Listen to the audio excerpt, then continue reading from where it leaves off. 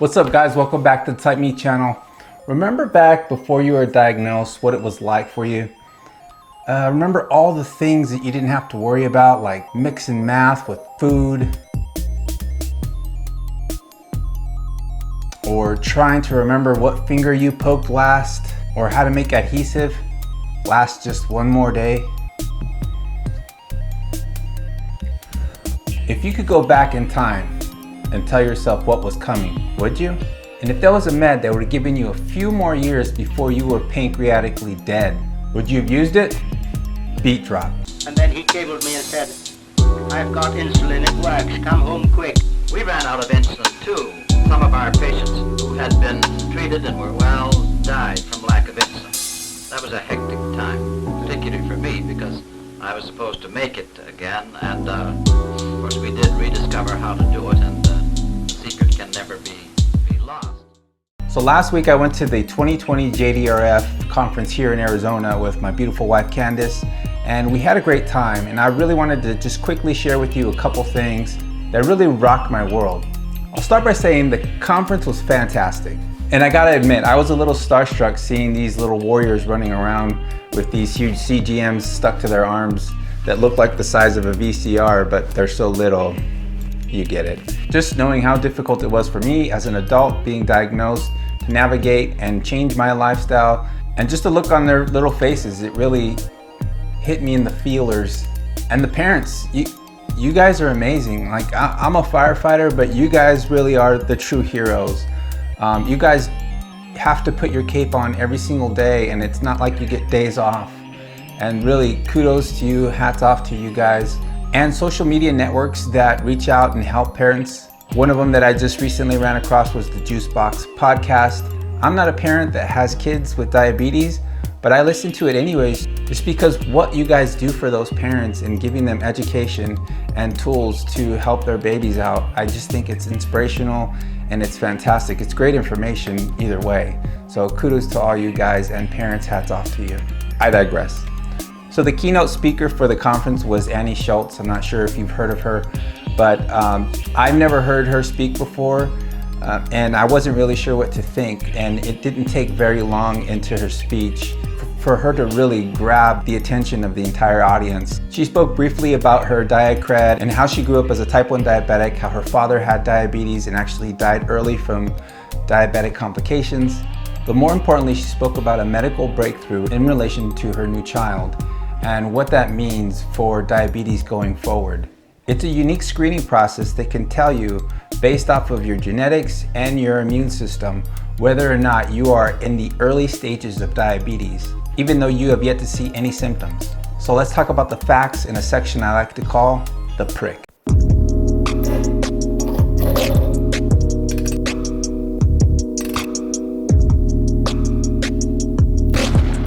So remember when you were first diagnosed, your doctor asked you, hey, do you have any family members that have diabetes? And I know for me, I thought no.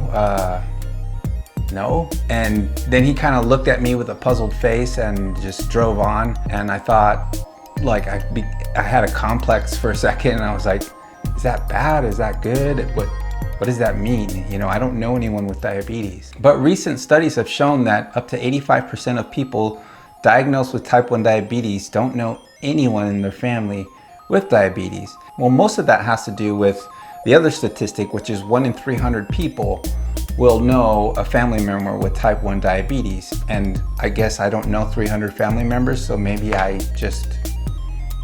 that's why. So the answer to their question is usually gonna be no, but obviously this isn't gonna be true for your kids. So now that we've received our golden ticket to Willy Wonka's Stevia factory, our family members are now 15 times more likely to develop diabetes than the rest of Gen Pop. And that's a scary thing if you have undiagnosed kids. Like me, I have 3 kids. Noah is 12, Andrew's 11, and Charlize is 9. And it scares the heck out of me to think that this might be something that they will have to deal with, especially because I'm the genetic cause of it.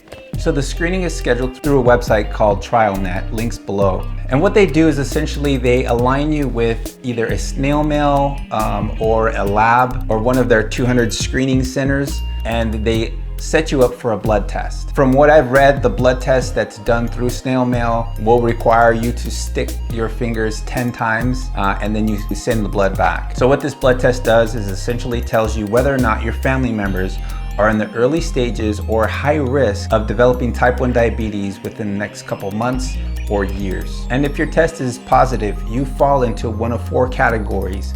And there is a chart I'm going to show you. So stage 1 has 4 parts. First of all, if you have a family member with type 1 diabetes, you're considered to have a genetic risk. Next, through the blood test, they will identify if you've encountered any immune activation when your beta cells were attacked. The activation may result in an immune response that develops antibodies.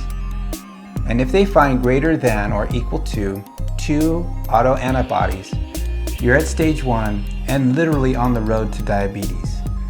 Which, unlike rocky road, it's a road that nobody wants to be on. So stage 1 can last months up to years without any symptoms. And during this phase, you could have normal sugars, but there are things going on in your body that are literally ripping your pancreas apart. So once multiple islet antibodies have been created, and we can no longer eat jelly donuts without becoming hyperglycemic or pre-symptomatic, this now puts you into stage 2.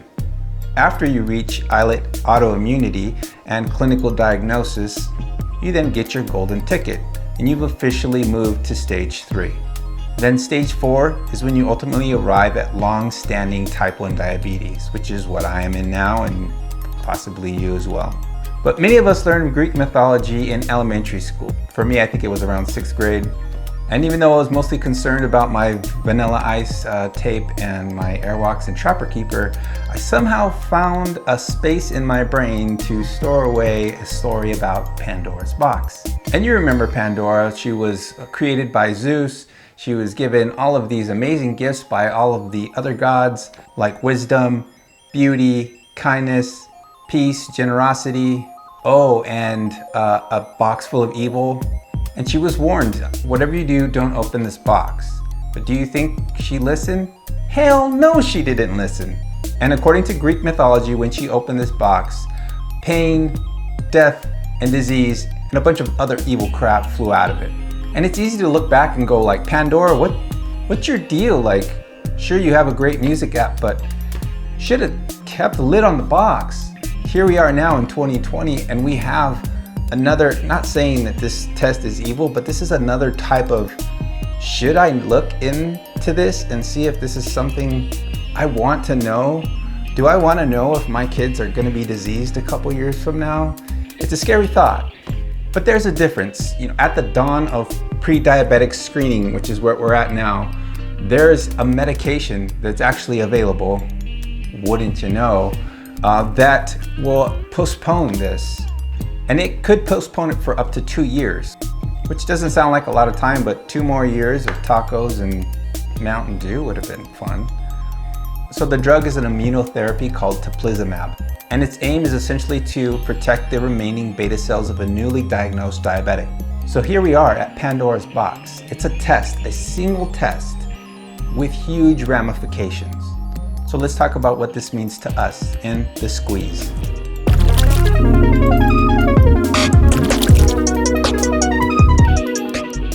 So don't get me wrong, like if I could have known a few years before my diagnosis, I definitely would have made some changes. I don't know if those would have been good changes or bad changes. Like I probably would have eaten worse, which is a bad thing to admit, but I'm admitting it. I would have eaten a lot of chips because I love chips. Which I heard on Diabetics Doing Things, there was an interview with a guy who was diabetic and he created egg chips. I'm gonna order those because those sound good. But after opening Pandora's box, I definitely, if it was an option to me, would have taken medication to postpone it. Just give me a few years of freedom. I mean, a few years to prepare my body for better eating lifestyle. But as we were sitting there in the conference room listening to Annie's speech, and I looked over at my wife Candace and she looked back at me, and it was like that common, like, yeah, this is something we gotta do for our kids. But maybe I'm like superstitious, but I'm scared. Like I'm literally afraid to find out what's gonna happen. And it could be just pride or one of those like, if it ain't broke, don't fix it things. But if my family members, especially my kids, are gonna be diabetic, ignoring it isn't gonna make it go away. So what do you think? If you could go back in time, would you have opened Pandora's box? And if so, would you have taken medication to postpone type 1 diabetes? And are you prepared to open that box and see whether or not your family members, loved ones, your kids are gonna be type 1 diabetic? I'd love to hear your thoughts on this subject. I'm Ben, I'm Type Me. See you next time.